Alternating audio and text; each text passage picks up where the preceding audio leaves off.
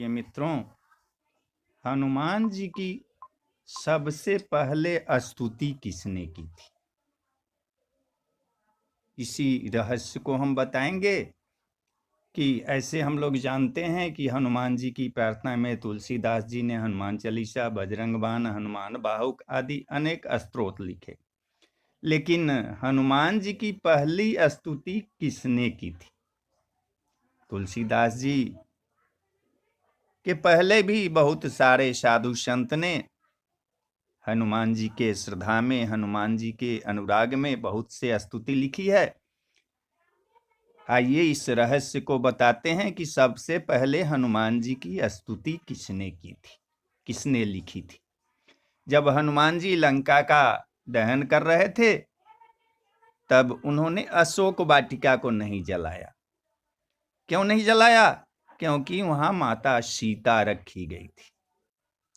उन्होंने विभीषण का भी भवन नहीं जलाया, क्योंकि विभीषण के भवन के द्वार पर तुलसी का पौधा लगा हुआ था और विभीषण का जहां गृह था उसमें भगवान के शंख, चक्र, गदा आदि का चित्र बना हुआ था और विभीषण जी के घर पर राम नाम अंकित था। रामायुध अंकित गृह, शोभा वर्णि न जाई, नभ तुलसी का वृंद तहाँ, देखी हर्ष कपीराई।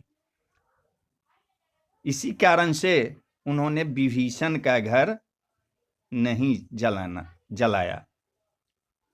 तो इस पर लोगों ने कहा, जब विभीषण भगवान के शरण में आए, शरणागत हुए, तो और जितने लोग थे, अंगद, सुग्रीव, इन सब का इच्छा था कि इसको दंड दिया जाए। लेकिन श्री राम जी के पास हनुमान जी ने शरणागत की वकालत की कि ये शरण में आए हुए हैं, तो श्री राम जी ने विभीषण को शरणागति न देने के सुग्रीव के प्रस्ताव को अनुचित बताया और हनुमान जी से कहा कि आपका विभीषण को शरण देना तो ठीक है, किंतु उसे शिष्ट समझना ठीक नहीं। इस पर श्री हनुमान जी ने कहा कि तुम लोग विभीषण को ही देखकर अपना विचार प्रकट कर रहे हो, मेरी ओर से भी तो देखो कि मैं क्यों और क्या चाहता हूं।